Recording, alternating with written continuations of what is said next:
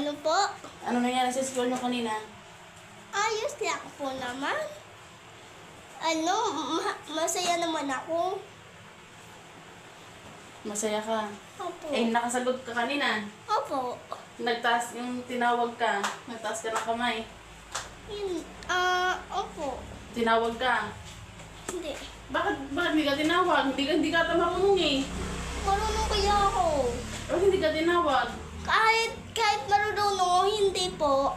Ano po, kailangan pa rin po tawagin.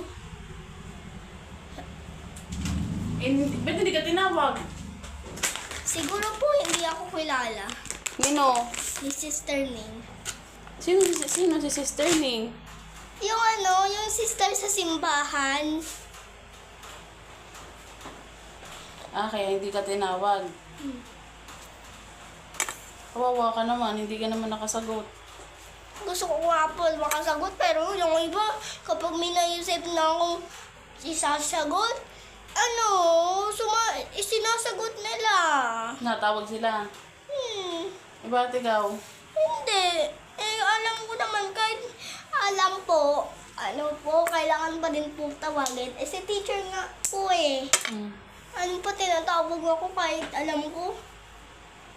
Bakit si Sister Ning hindi ka tinawag? Baka siguro po, hindi ako kilala. Hindi ka kilala? Eh, di ba matagal na napunta yun doon sa school nyo? Pero hindi niyo ako nakikilala. Ha? Hindi niyo ako nakikilala. Kahit magpakilala ako. Nagpakilala ka ba? Yung dati pa. Anong sabi mo sa kanya? Sister, hi po.